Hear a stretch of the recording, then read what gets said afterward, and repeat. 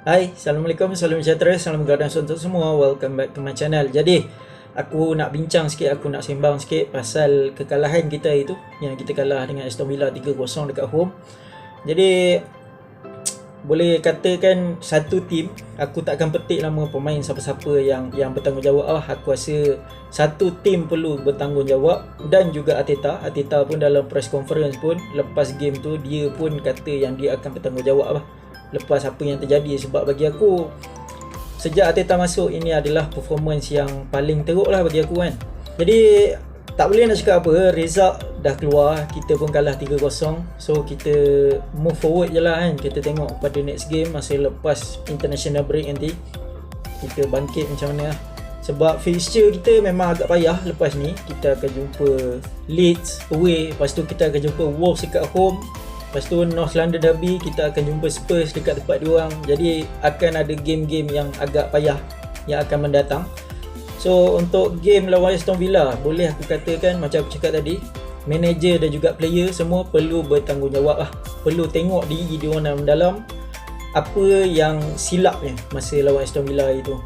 Kalau dari side Arteta, sebelum aku cakap pasal Arteta ni, aku masih support dia, aku masih Arteta in, #Arteta in. Aku tak ada kata yang Arteta perlu dipecat ke apa, tak ada. Aku masih sokong dia, yakin dengan apa yang Arteta nak buat lah. Aku rasa dia adalah orang yang sesuai, masih orang yang sesuai untuk lead Arsenal sekarang. Tapi bila aku kritik dia kat dalam video yang lepas, tak bermaksud aku suruh Arsenal pecat dia.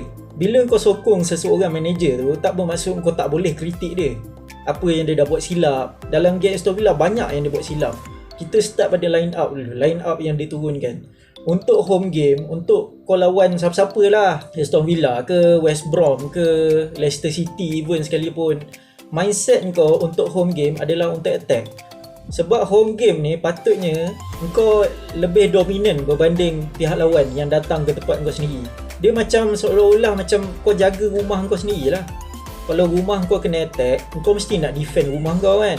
Sama juga macam bola. Stadium kau sendiri, patutnya kau bully pihak lawan kau dekat tempat kau sendiri. Apa yang terjadi pada hari Ahad itu adalah sebaliknya, Aston Villa yang bully kita dekat tempat kita sendiri. Sebab apa? Bagi aku, Arteta buat satu benda yang menakjubkan lah. Lepas dia masuk Arsenal, transition defense kita tu daripada barai gila, kau tengok sekarang agak solid gila lah macam cakap kan. Dia settlekan kita punya bahagian defense. Tapi bila dia settlekan bahagian defense, dia macam efek bahagian attack kita tau. Gol kita dah semakin kering, Aubameyang pun dah agak drop sikit dari segi form. Lacazette pun boleh katakan banyak miss big chances lah kan. Lepas tu Willian pun banyak yang kita expect daripada dia lepas dia datang pada Chelsea. Pepe pun sama, masuk ke second season ni, orang dah expect dia untuk mencari rentak dah kan. Sebab dia dah masuk second season dia. So dah tak banyak alasan dah yang dia boleh bagi kan. Dia perlu perform dalam team sekarang. Tapi pemain-pemain ni dia perlukan support. Kalau kau turunkan Partey dengan Elneny kat bahagian tengah, kat bahagian midfield, kat situ je dah boleh nampak yang midfield kita terlalu defensif. Partey dan juga Elneny bukanlah seorang pemain yang kau boleh expect untuk carry the ball forward daripada midfield dan bagi support kat bahagian attack. Tak ada. Dua-dua pemain tu adalah defensive minded. Dan masa sebelum game Aston Villa, aku expect Ceballos dan Xhaka akan masuk lah. Aku tak cakap diorang tu mampu ubah game, tapi aku expect kelainan lah dalam setiap game. Sebab kalau tengok kepada taktiknya, patutnya taktik tu salah lah. Daripada awal lagi, daripada line up pun aku dah boleh nampak yang line up yang diturunkan terlalu negatif untuk game, home game lah kan. So dari side pemain pula, kau dah dapat peluang untuk main. Lepas tu kau macam terjun bangunan lah.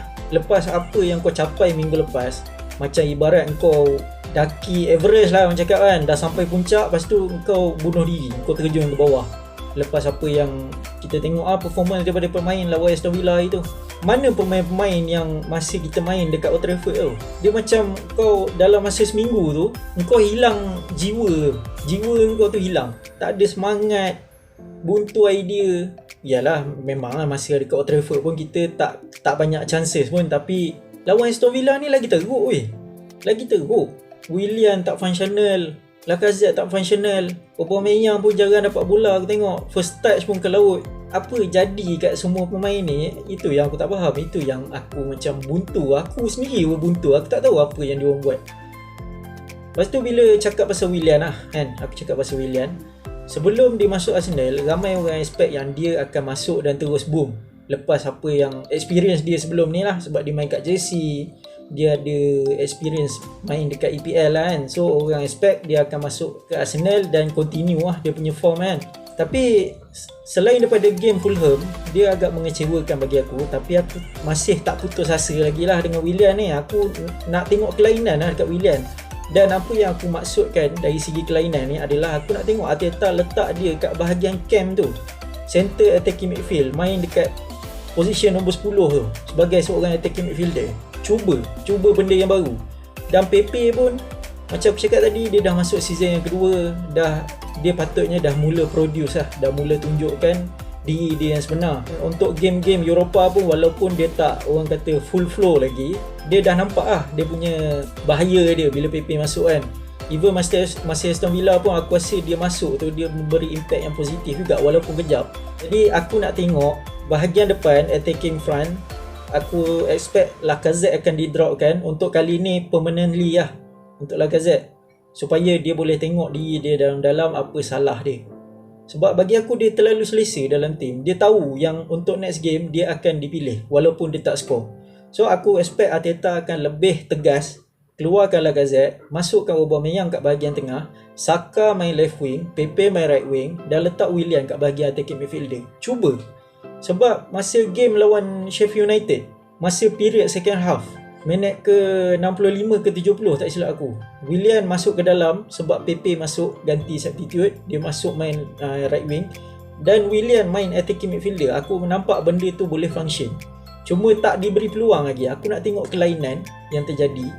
Sebab sekarang ni kita terlalu predictable. Orang dah boleh agak, pemain lawan dah boleh tahu apa yang kita nak buat. Kita dapat bola, kita pass ke Aubameyang dan harap yang terbaik.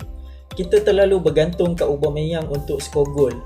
Jadi pemain keliling ni perlu ambil tanggungjawab lah. Perlu ringankan beban Aubameyang dari segi scoring gol. Macam Pepe, even Lacazette pun dia perlu tanyalah diri dia dalam-dalam. Dia perlu cari balik form dia.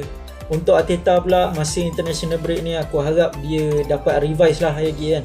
Dapat revise lagi dari segi pemain-pemain, mana yang layak masuk, mana yang tak layak masuk. Sebab masih ada pemain-pemain yang ambil ringan.